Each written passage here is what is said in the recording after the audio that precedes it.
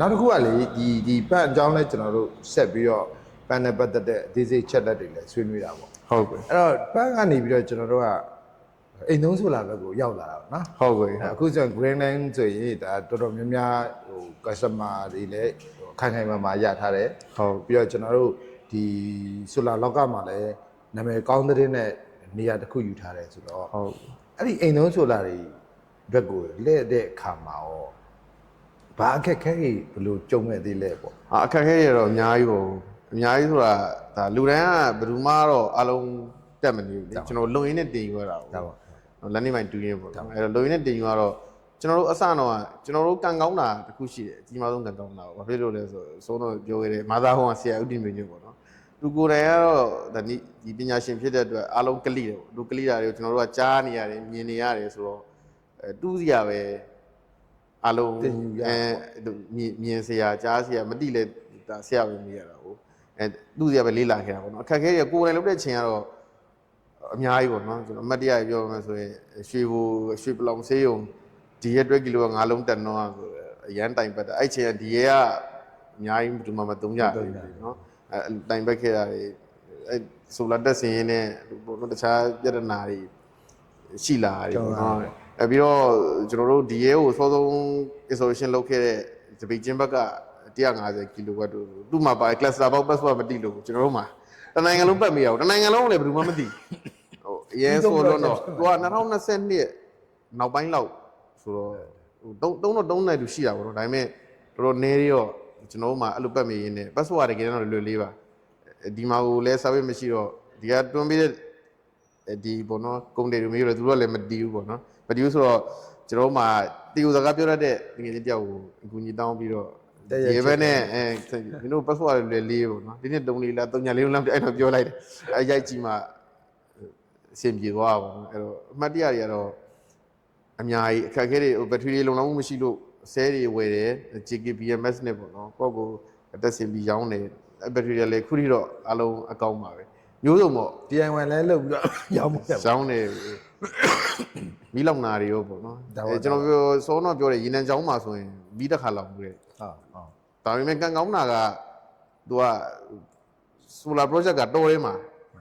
ကျွန်တော်တို့ရွာနဲ့ကိုပေ4000လောက်ဝေးတယ်အဲ့မှာရေတွန်းတူးထားတယ်အဲ့မှာပဲ solar စင်ပေါ့နော်မီးလောင်တာပဲချိန်လဲဆိုနေကင်း1နာရီလောက်ဖြစ် solar 28ချက်နဲ့925ပိုင်းပရှင်နဲ့28ချက်နဲ့အမှားကဘယ်ရလဲဆို SPD က SPD ကမီးလောင်နေတဲ့မင်းသားလို့ဖြစ်နေအဲ့တော့ဈေးကွက်ထဲမှာပစ္စည်းကမရှိတော့ရတဲ့ SPD တုံးလိုက်မိတာပေါ့နော် SPD က quality မကောင်းတာလို့ကျွန်တော်အဲ့ရနေစလာအဲ့လိုအမှတ်တရတွေကတော့အများကြီးပါပဲကျွန်တော်တို့ကခေဥမာကဟို importer တွေဘက်မှာလည်းဒီနိပညာဟိုတိတ်မတိသေးတာဟုတ်ပဲပစ္စည်းတွေကောင်းတယ်ဘာလို့ choice လုပ်ရမလဲတိတ်မတိသေးပြီးတော့တရုတ်ပြည်ကိုနိုင်ကဟိုဒီအိမ်သုံးနေနဲ့ပတ်သက်လို့သူတို့လည်းလေ့လာနေတယ်ပေါ့စံသက်ထုတ်လုပ်နေတော့ဟုတ်တယ်ကိုအဲ့ဒီအစ်မှာတော့ကျွန်တော်တို့ဒါလူတိုင်းခက်ခဲကြုံကြတာပေါ့ဟုတ်တယ် cable မရှိဘူး breaker DC breaker မရှိဘူး DC SPD မရှိဘူးပေါ့ဒီနေရာတွေကတော့ကြုံကြရတယ်ကြုံကြတဲ့အခါမှာကျွန်တော်တို့က project တစ်ခုရရင် market ထဲမှာရှိတဲ့ပစ္စည်းကိုဝယ်သုံးရတာဟုတ်တယ်အဲ့တော့ပစ္စည်း quality ကိုမူတည်ပြီးတော့မှကျွန်တော်တို့ဒါအခက်ခဲတွေကြုံရတာပေါ့နော်ဟုတ်တယ်ကိုအခက်ခဲတွေလည်းကြုံရတယ်အန်ဒီတွေလည်းကြုံနေရတယ်ဟုတ်ကဲ့ကိုအဲ့တော့အဲ့လိုအခက်ခဲတွေကြုံပြီးတဲ့အခါမှာဥပမာပေါ့အခုနောက်ပိုင်းမှာ solar project တစ်ခုဆင်တော့မယ်ဆိုရင်အရေးကြီးဆုံးဘယ် point တွေကိုတတိထားပြီးတော့မှဟိုတတိထားတဲ့နေပေါ့solar dust ဆင်တော့ဆိုအရေးကြီးဆုံးတော့ safety ပေါ့နော်အဲ့တော့ကျွန်တော်တို့ကဒီ solar dust ဆင်နေဆိုတာအခက်ခဲတစ်ခုကိုဖြည့်ရှင်းတာပေါ့နော်ဒါကိုယ်မှာခက်ခဲနေတဲ့ SME တုံးအဲ့အခက်ခဲကိုဖြည့်ရှင်းတာအကူအညီမဖြစ်ဘဲနဲ့အနေဖြစ်ရင်ဒါအဆင်မပြေဘူးလေနော်အဲ့တော့နံပါတ်1ပြောချင်တာ safety အဓိကပေါ့နော်အဲ့တော့ပစ္စည်း quality ကောင်းဖို့ကလည်းဒါတင်သွင်းတဲ့သူတွေပေါ့နော်ဒါကတော့အများကြီးရှိတယ်ပေါ့ကောင်းပစ္စည်း quality ကောင်းတာရွေးပေါ့နော်နောက်တစ်ခုကပစ္စည်း quality ဘယ်လောက်ကောင်း installation လုပ်တဲ့သူရဲ့အရေးချင်းမပြည့်မီရင်လည်းအဲ့ပြဿနာဖြစ်နိုင်တယ်ဖြစ်နိုင်တယ်ကိုကျွန်တော်ဒါဥမာပြောရရင်နယ်လေးတစ်လုံးချက်တာရော့တာအစမဟုတ်အခုကတော့ဟိုချက်ခဲ့တယ်ပေါ့နော်ဒါပေမဲ့ MBR ကားရန်တော့ရှောက်စီးနေတော့6လဖြစ်ရင်ဖြစ်တစ်နှစ်ဖြစ်ရင်ဖြစ်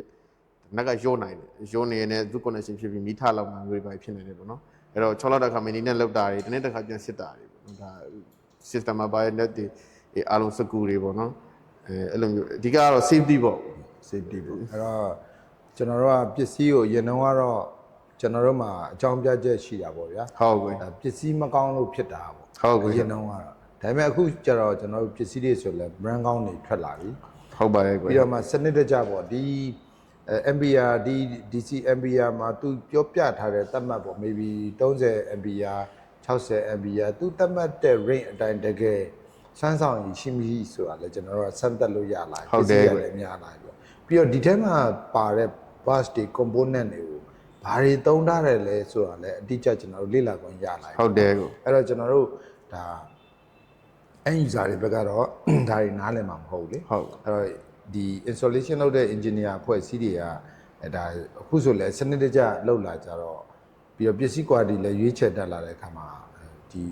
အန်ရဖြစ်တဲ့ project တွေတော့တိတ်မကြတော့ဘူးပေါ့နော်ဟုတ်ပါရဲ့ကိုဟုတ်ကြဒါလည်းပါပဲပြောကျွန်တော်တို့က solar environment အတွက်ကဒါလည်းအရေးကြီးတဲ့အစိတ်ပိုင်းပဲလေဟုတ်ပါ solar environment မှာတယောက်ကသူစင်လိုက်တာဘာကြီးဖြစ်သွားတယ်ဆိုတာတခုခုပေါ့ခုနကမီးလောင်နေဒါမှမဟုတ်ရင်အန်ဒီတခုဖြစ်သွားတယ်ဆိုတဲ့သတင်းစကားဒီ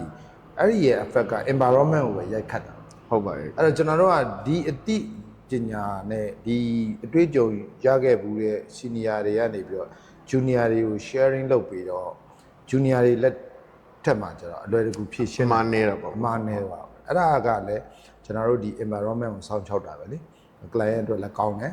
solar လောကအတွက်လည်းကောင်းတယ်ဒီ solar လောကအတွက်လည်းဒါထိုက်တဲ့စောင့်ရှောက်မှုလို့ခေါ်ရမှာပေါ့ဟုတ်အဲ့တော့မမတ်ရပေါ့ကျွန်တော်တို့ဒီ installation လုပ်တဲ့အခါမှာခုနကတော့ပစ္စည်းအခက်ခဲပေါ့ဟုတ်ကဲ့နောက်ပြီးတော့ဟိုဈေးနှုန်းအတက်ကြရင်လည်းပတ်သက်လို့ဘယ်လိုခံစားဦးလဲဈေးနှုန်းတက်ကြတဲ့ပတ်သက်ပြီးတော့တော်တော်နော်ရှုံးလာရလည်းရှိလို့နည်းနည်းပုံမြက်ဝါရလည်းရှိတာပေါ့ဒါပေမဲ့ပုံလင်းပြောရရင်တော့အခုချိန်ထိပေါ့နော်ရှုံးလာရလည်းရှိမြက်တာရလည်းရှိတယ်မြက်တာရှုံးလာတဲ့မြက်တာလည်းပုံများတယ်ပေါ့နော်ဒါပေမဲ့လည်းကျွန်တော်တို့ကကြာပစ္စည်းတွေအဲ့လောက်ဝယ်လောင်နေတူမဟုတ်တော့ IFF ကိုတိတ်လိုက်ကြည့်တော့မထီဘူးကျွန်တော်တို့မှထားလိုက်ပေါ့ကျွန်တော်တို့ရဲ့ data ရှိတယ်ပေါ့တစ်လကိုဘယ်လောက်ရောင်းရတယ်ရောင်းအားလောက်ပဲကျွန်တော်တို့က store ထားတာအဲ့တော့ကျွန်တော်တို့ရဲ့ customer တွေကိုလည်းကျွန်တော်တို့ဒီနေ့ဈေးကတော့တရက်နှစ်လောက်ပဲစောင့်နိုင်မယ်တရက်နှစ်လို့ဈေးချိန်မယ်ပေါ့နော်အဲ့တော့တရက်နှစ်လောက်အတွင်းမှာပြောင်းသွားတဲ့ဘန်တော့ကိုယ့်ဘောက်ကိုခံဖို့ကိုရအဲ့တော့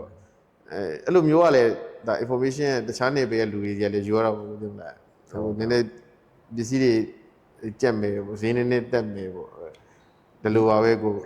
အဲ့ဒီနေပေးရတော့ပွင့်လည်းပြောကျွန်တော်တို့လည်းအများကြီးတော့အကင်မခက်တယ်ဘူးဈေးတက်ကြအရောင်းဝယ်ဖြစ်တဲ့အတွက်ဟုတ်ညက်တာရှိတယ်ရှုံးတာတော့ရှိမှာပေါ့နော်ရှိတော့အိတ်ဆိုင်ရတာကြီးလည်းရှိတယ်အိတ်ဆိုင်ပေးရတာဒါတော့အရောင်းဝယ်ရဲ့သဘောပါပဲတိတ်ပြီးတော့မှမင်းကျွန်တော်တို့ကတော့ကိုရကိုလုံးမယ်လို့ပြောထားတဲ့အရာတခုရှုံးရှုံးမြက်မြက်ပြီးအောင်လုပ်ရမယ်ဒီကျွန်တော်တို့မှာချမ်းသာတာဒီနာမည်တခုပဲရှိတယ်အဲ့တော့အဲ့နာမည်ကိုတော့အဓိကမခံနိုင်ဘူးပေါ့အဲ့တော့ကျွန်တော်တို့ခုနကမြမစိန်လန်းမြေဆက်ပြိုးရေးချမ်းနေGreenland ဖြစ်လာတာကမန်းလေးမှာပေါ့မန်းလေးမှာဖြစ်လာတာမန်းလေးမှာဖြစ်ပြီးတော့အခုလည်းရန်ကုန်မှာလည်းဆိုင်ရှိတယ်နော်ဖွင့်ညတို့မှာတော့ဆိုင်ခွဲဖွင့်ထားပါတယ်အဲ့တော့ဟိုကျွန်တော်တို့ဒီမန်းလေးရနေပြီးတော့ရန်ကုန်ကိုအယောင်းအနေနဲ့တော့လာဖွင့်ကြတာတော်တော်များတယ်ပေါ့ဒါပေမဲ့ကိုမင်းဆိုတော့လက်တို့လို့ installation engineering အပိုင်းမှာချွေပြီးတော့မှလောက်တာတော့ကျွန်တော်တင်နေနဲမယ်နေမှာဟုတ်ရောင်းဝယ်တာတော့လွယ်တာဟိုဆိုင်ဖွင့်မယ်ဆိုင်ဖွင့်လိုက်တယ်ရန်ကုန်ဆိုင်ခွဲမန်းလေးဆိုင်ခွဲရှိတယ်ဒါကတော့ပုံမှန်လုပ်နေကြလုပ်စင်ပေါ့ဟုတ်ပါဒါပေမဲ့အဲ့တော့ကျွန်တော်တို့ဒီကြည့်လိုက်ရင်ကျွန်တော် solar project တွေကြည့်လိုက်အိမ်ခေါင်မိုးပေါ့ဥပမာအိမ်ခေါင်မိုးပေါ့ဟုတ်မန်းလေးမှာကျွန်တော်တို့အိမ်ခေါင်မိုးတွေကြည့်လိုက်တယ်ဆိုရင် solar တွေကပြင်းပြဟုတ်တယ်ချာရီနဲ့တကယ် heavy တွေပေါ့ဟုတ်ရန်ကုန်မှာအဲ့လိုသိမတွေ့ဘူးဗျာမတွေ့ဘူးဟုတ်တယ်ကိုမင်းကလာကရန်ကုန်လဲ installation လုပ်နေတယ်မန်းလေးလဲ installation လုပ်နေဆိုတော့အဲ့ဒီနှစ်ခုကဘာကြောင့်အဲ့လိုတွေဖြစ်ကွာခြားနေလို့ထက်ဘာကြောင့်ကွာခြားနေရလဲဆိုတော့ကျွန်တော်တို့လည်းအခုရန်ကုန်မှာဆိုင်ဖွင့်တာတစ်နှစ်ကျော်ပြီပေါ့နော်ဒါပေမဲ့အခုချိန်ဒီရန်ကုန်နဲ့အတားမကျတယ်ကျွန်တော်တို့ကရန်ကုန်ကကျွန်တော်တို့စိတ်ထဲမှာတော့ပတ်ဝန်းကျင်တစ်မျိုးလို့ခံစားရတယ်နော်ကျွန်တော်တို့နဲ့တိုက်တွေလည်းမတူဘူးဟုတ်တယ်မန္တလေးကကျွန်တော်တို့ကငကိုကလည်းတွာလာနေထိုင်နေရဆိုပြဿနာမရှိဘူးကိုပတ်ဝန်းကျင်လည်းရှိပေါ့နော်ရန်ကုန်မှာကအခုချိန်ထိကျွန်တော်တို့ကိုလည်းအထိုင်မကြသေးဘူးကျွန်တော်ဟိုဘက်မှာဆိုင်ဖွင့်ထားတယ်ဆိုတာ အဲ့လိုပေါ့နော်ကိုက customer မရှာနိုင်ဘူးပေါ့နော်ဘယ်လိုပြောအောင်လဲရန်ကုန်တိုင်းနဲ့ကျွန်တော်တို့မန္တလေးတက်တွဲနှလုံးသားချင်းမနီးရအဲ့လိုပဲပြောရမှာဘာဖြစ်လို့ဖြစ်တယ်အကြောင်းတွေကတော့အများကြီးပေါ့နော်ဒါပေမဲ့ရန်ကုန်လည်းအများကြီးတော့နောက်ကျရင်တက်လာပြီလို့မြင်ပါတယ်ကျွန်တော်တို့မန္တလေးကပိုခစ်မိနေတာပေါ့တနေ့နေ့လောက်ကြိုးစိုးခစ်မိနေတာအဲ့ဆိုဒီဆိုလာကိုမန္တလေးမှာကျတော့အဓိကပေါ့လေဟုတ်ကဲ့ဘာကြောင့် structure တွေနဲ့စောက်ကြလဲဘာကြောင့် structure ကြီးစောက်ကြလဲဆိုဒါပွင့်လင်းပြောရင်တော့ကိုရှေ့ကလူတွေပေါ့နော်အလေးချင်းတစ်ခုလို့ဖြစ်သွားတာပေါ့ဘာကြောင့်လဲတော့မဟုတ်တကယ်တမ်းကြက်ခိုင်မှုရအတွက်ကြည့်မယ်ဆိုရင်တော့အရန်အားနေကြတယ်နော်ဒါလည်းကျွန်တော်လည်းနောက်ပိုင်းမှာလုံနေနေမှာဖြည်းဖြည်းတိလာအရင်တော့ဆိုရင်ဟိုလူတွေတုံးတယ်ဒါပေမဲ့ကျွန်တော်တို့ဒါအုံနဲ့စဉ်းစားကြည့်လို့ရတာပဲဟိုလူတွေဆိုတာကျွန်တော် wedding point တွေရှိတယ်ပေါ့အခေါင်းတွေရှိတယ်ဟုတ်ပြီအပြင်ကိုစေးအားလုံးတုံနိုင်တဲ့ထားအတွန်းကတန်ကြီးတက်နေဘယ်လိုတိမလဲပေါ့နော်ကျွန်တော်နောက်ပိုင်းဆိုရင်တော့ကျွန်တော်တက်နိုင်တဲ့ဒါအိမ်မင်းယူပင်းပေါ့အားလုံးမြင်ရတယ်လေသူတို့စေးအနှံ့တုပ်ပေးတယ်ဒါတက်နိုင်ဆုံးခိုင်ကက်ပြောင်းလုပ်ပေးတယ်အဲ့တော့လူတွေကလည်းဘယ်လိုဖြစ်သွားလဲဆိုတော့ရှက်လူတွေက frame လုပ်တက်သွားတော့ကျွန်တော်တို့က mountain swatch ရိုက်ပိုင်းနဲ့လုပ်ရင်ကိုဟာသူငါဆိုလာခြင်းကသူညအိမ်နဲ့မတူအဲ့တော့မဟုတ်ဘူးအဲ့လိုရကြတာမဟုတ်ဘူးလူတွေရဲ့အမြင်မှာလည်း time frame နဲ့မှခိုင်ခန့်ကောင်းနေထင်တာဟုတ်အဲ့တော့ time frame ရဲ့ခိုင်ခန့်ထဲဝါကြီးတွေကကျွန်တော်တို့အဲ့ရနေပဲစသွားတယ်လို့မြင်နေဘူးကျွန်တော်မန်းလေးကလူတွေကဟိုတကယ်ပြောရမယ်ဆိုရင်ယူသားတယ်ပေါ့ယူသားတယ်ပွန်လင်းတယ်ကျွန်တော်ပြောသလိုပဲမောင်းနှင်းဆွဲကြိုင်ပိုင်းတို့တွေ့ဟာမင်းတို့ကတိတိလေးခိုင်းမလားငါ့ကိုတန်နဲ့လှုပ်ပေးပါနောက်ပိုင်းတော့တန်မဲသုံးဖြစ်တာများတယ်ပေါ့နော်ဟုတ်တကူကတော့မိုးနဲ့ကလည်းပါမှာပေါ့လေနော်ဟုတ်တယ်ကိုမိုးနဲ့ကလည်းပါမှာကိုဒီမှာတော့မိုးကနေတော့သူကဒီရန်ကုန်မှာတစ်နှစ်လောက်ဆိုရင်တန်ကြီးလိုက်မဲ့ဟိုပစ္စည်းတစ်ခုကမန်းလေးဆို9နှစ်လောက်ကိုဟုတ်တယ်လိုက်ချင်မှလိုက်တာပါရာဒီဦးလည်းကွာတော့ဟုတ်အကူမင်းရဲ့မိကွန်းထဲမှာလည်းရန်ကုန်ဘာဖြစ်လို့ဆိုလာတိတ်မရှိအောင်အဲ့ဒါကိုပါမယ်ထင်တယ်ဒါကျွန်တော်ဆိုမိုးရည်ကိုကြိုက်တယ်ပေါ့ဒါပေမဲ့ရန်ကုန်သွားလိုက်တော့မိုးမုန်းပါအဲ့နေတိုင်းမိုးရွာနေတော့သူကဘာဖြစ်တာလဲမိုးရသည်ပေါ့နော်ဒါ၄လလိုက်ရှိရထားပါ၄လအလုံးကသူကနေရတိတ်မထွက်ဘူးမိုးအဲ့တော့ဆိုလာတက်အရှုံးမဲ့အဲ့ရက်တည်းကျွန်တော်မန်းလေးမှာအဲ့လိုမဟုတ်ဟုတ်တယ်မန်းလေးမှာမိုးရွာရဲ့ဒါရှားတယ်ဒီနှစ်ကမိုးကောင်းတာပေါ့ထားပါပုံမှန်ဒါပြန်တွက်မယ်ဆိုရင်မိုးရတဲ့ရက်ကမိုးနေရက်ကတလဝက်2လဒီလောက်ထက်မရှိဘူးအရန်တန်တယ်ကျွန်တော်တို့စီမှာရန်ကုန်နဲ့မန်းလေးနဲ့အဆိုလာတက်ထားတယ်ရှင်းပြီးတုံးမယ်ဆိုရင်တော့မန်းလေးကအရန်တန်ရန်ကုန်ကတော့အရန်မတိတာမိုးအုပ်တဲ့အချိန်တော့သူနည်းနည်းတက်ထားတာတက်ရကြုံမနှက်ဘူးပေါ့ဟုတ်တယ်ကိုရန်ကုန်ဘက်တွေအောက်ပိုင်းပင်လယ်နီးရဲ့ဘက်တွေကတော့ကျွန်တော်တို့အလဲပိုင်းအတန်ဆုံးပဲဒီကနေ့ဆိုလာစစ်တက်တော့ကတော့မိုးမြော်ရတာဟုတ်လားမကွေးမှာတော့မိုးရွာကိုမရွာတာအဲ့တော့မရွာတော့မိုးမြော်ရတယ်ရန်ကုန်ရောက်တော့မိုးကရွာလုံးနေပြန်ရွာလုံးနေတော့အဲ့တော့မိုးကိုမကြိုက်တော့ဖြစ်သွားတယ်အေးပေါ့ကိုအခုအဲ့တော့ကျွန်တော်တို့ဒီမန္တလေးမှာတော့ဟုတ်တယ်ခုနကပြောလို့ပေါ့မန္တလေးမှာကပို့ပြီးတော့တယောက်နဲ့တယောက်မိကတ်တဲ့ခံစားမှုမျိုးရှိတာပေါ့ဗျာမန္တလေးနဲ့ရန်ကုန်နဲ့ဆိုတာဒီမန္တလေးသားတွေကညာတော့ဖြစ်နေအညာသားတွေဟုတ်တယ်စကားပြောဆိုပုံဝင်နေပြောကြတယ်ဒူော်တိုင်လောက်ကြတယ်ကူစရာရှိရင်ကူလိုက်ကြတယ်ဟုတ်တယ်ပြောစရာရှိရင်ပြောလိုက်တယ်ပြိုးရလာတယ်ဒါမျိုးပြီးရင်လည်းတအိမ်နဲ့တအိမ်ကဟိုဘယ်လိုပြောလဲဆိုတော့ယဉ်နီးတဲ့ဆက်ဆံမှုရှိဟုတ်တယ်ကျွန်တော်နေဆိုတာဟုတ်ပါတယ်ဒီကျွန်တော်တို့ဒီရက်ကွက်ထဲမှာနေတယ်ဆိုရင်တရက်ကွက်လုံးက9နှစ်လောက်နေလိုက်ခင်သွားသိပါတယ်ဟုတ်တယ်ကိုရန်ကုန်ရဲ့ပုံစံအဲ့လိုမဟုတ်ရန်ကုန်ရဲ့ဒီဟိုအလေးအထားဒလိကျဲကျော်သူ့ရဲ့ဟိုပတ်ဝန်းကျင်လေးနဲ့သူနေတာဥပမာကျွန်တော်တို့ဟိုတချို့တိုက်ဟိုကျွန်တော်တို့မိတ်ဆွေတွေဆိုရင်ကွန်ဒိုတိုက်ခန်းမှာပဲနေညနေရှင်းဆိုင်တိုက်ခန်းရှိတယ်9နှစ်နေလို့လေတစ်ချိန်နှစ်ချိန်စကားပြောပြစ်ချင်မှပြောပြတာဘာဖြစ်လို့ဆိုတော့ तू ကသူ့လုပ်ငန်းနဲ့ဆက်တော့အတိုက်ဝိုင်းအတိုက်အဝန်းမိတ်ဆွေနဲ့နေတာ तू ဟုတ်ကဲ့ဒီအိမ်ညင်းကြီးကအဓိကမဟုတ်ညီချင်းဝေးချင်းမဟုတ်ဘူးလုပ်ငန်းပေါ်ပဲမူတည်ပြီးတော့မှသူတို့ကပေါင်းနေဆက်ဆံတာပါဗျာဒီလုပ်ငန်းမတူရင်လည်းတနေရာနဲ့တနေရာသွားဖို့ကလည်းတည်တဲ့အတိုင်းပဲရန်ကုန်ကဟုတ်တယ်ကိုအဲ့ဒီအခက်အခဲလည်းရှိတာအဲ့တော့စုံမြဖို့လည်းမလွယ်ဘူးဟုတ်ပါပြီးတော့ကိုယ်အလုပ်ကနေပြီးတော့မှကျွန်တော်တို့မနေ့ဆိုရင်အိမ်ကနေထွက်သွားညနေမိုးချုံမှအိမ်ပြန်ရောက်ကြဟုတ်တယ်ကိုအဲ့တော့ကိုယ့်အိမ်ရှိမှာဘယ်သူရှိမှတခါလည်းမသိဘူးပြီးတော့ရန်ကုန်ရဲ့တိုက်ကကျတော့ဒီအိမ်မှာ6လနေတယ်ဒီခန်းမှာတစ်နှစ်နဲ့ပြင်ပြောင်းသွားပြန်ဟုတ်တယ်ပြီးနောက်တစ်ယောက်ရောက်လာတယ်နောက်တစ်ယောက်လာတယ်ပြောင်းသွားပြန်ဆိုတော့အဲ့တော့ဒီကလေးဘဝရဲ့ကချာမှာကိုကအဲ့လိုဖြစ် ဒီရင်းနှီးနေတဲ့အလေးထားမရှိဘူးပေါ့ ဟုတ်တယ် ကျွန်တော်မန်လေးကြတာမဟုတ် မ တော့ ဟုတ်ဘူးကို အဲ့ဒါအညာဆုံးပို့ဆိုတာပေါ့အညာမှာကလေးတယောက်ကရွာထဲထည့်သွားရင်ဘယ်သူတားဟိဘယ်သူသမီးအကုန်သိတယ် အလုံး တ သိ ခု တယ် အိမ်မှာစွမှုရှင်တယ်ပြောဟင်းလိုက်အကုန်ဝိုင်းတာ ဟုတ်တယ်ကို အဲ့တော့ကျွန်တော်ပြောချင်တာမန်လေးမှာခုနကလိုပေါ့သူ့အိမ်မှာဆွချာကြီးနဲ့ဆိုလာကြီးဘယ်နှချက်ပြီးရင်နောက်တစ်ခုကဘသူတက်ထားတယ် ဟုတ်တယ် အဲ့လိုပြောလိုက်တာ ਨੇ तू ကအာမင်းအိမ်မှာဘသူတက်လဲဆိုတော့ तू အားရဝန်တာဘသူတက်တယ် तू ကဒီတက်တဲ့လူကိုသဘောကျရင်သဘောကျတယ်လို့အားရဝန်တာညဝေးတယ် ဟုတ်တယ်ကို မင်းဘသူ့ကိုခေါ်ငါကိုယ်တိုင်သွားခေါ်ပေးမယ် အဲ့လိုမျိုးတွေဟုတ်တယ်ဘာမှတော့အကျိုးမြတ်မရဘူးဒါပေမဲ့အဲ့လိုဝမ်းနာဟုတ်ပါကြဟုတ်တယ်ကို ရန်ကုန်မှာကျတော့အကျိုးမြတ်တစ်ခုကိုမြောက်ကိုပြော तू က percentage ဘလောက်တော့ 10% တော့ तू ကတောင်းသေးတာ ဟုတ်တယ် ရန်ကုန်ကျအဲ့လိုမန်းလေးကျအဲ့လိုမဟုတ်ဘူး ဟုတ်တယ် သူကဟိုဒါလူတိုင်းတော့မဆိုလို့ဘူးပေါ့ဗျာဒါပေမဲ့မန်းလေးရဲ့ဒလေးစရိုက်ကလိုက်ပြီးတော့လက်ဆွဲခေါ်သွားတယ်ဒီမှာမိတ်ဆက်ပေးတယ်ဟလာငါဒီလိုတက်ထားတာပြီးရင်ကိုနဲ့မတူရင်တော့မင်းမတူပေါ့ငါတက်တက်ဆရာဘလို့ပြောတာမင်း ဟုတ်တယ် အဲ့ကြတော့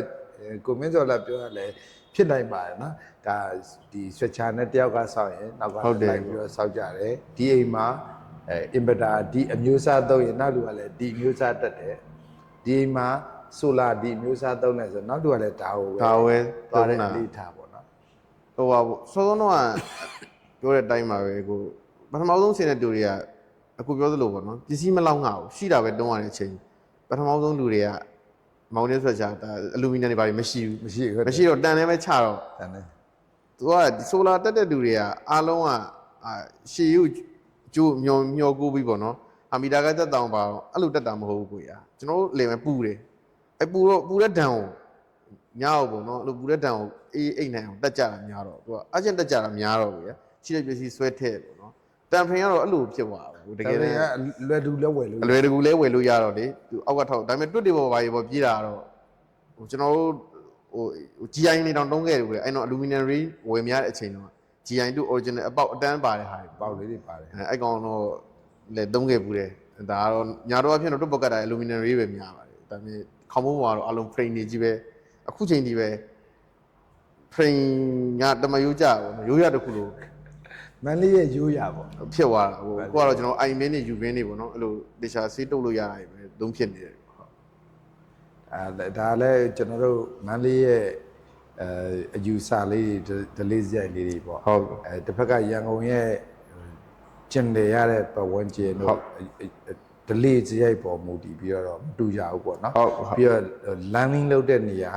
ပြီးရင်ယာဒီဥရုအခြေအနေ ဟုတ်ပါ ဒါအမျိုးစုံပေါ်မူတည်ပြီးတော့သုံးဆွဲပုံကွာသွားတာပါ ဟုတ်ပါ အဲ့ဒီပုံမှာတော့ကျွန်တော်တို့ကဘယ်ကမားတယ်ဘယ်ကမှန်တယ်ဆိုရတယ်လေဒလေးလေးတွေကိုကျွန်တော်တို့ကဆွေးနွေးတာပေါ့နော်ဒီဒလေးစရိုက်လေးတွေဒီလိုလေးမန်လေးဘက်ကဆိုအယူဆလေးကဒီလိုရှိတယ်ရန်ဘက်ကအယူဆဒါမျိုးလေးတွေရှိတယ်ကျွန်တော်တို့ကြိုတည်ထားရတာပေါ့နော်ဒါလေးတည်ရ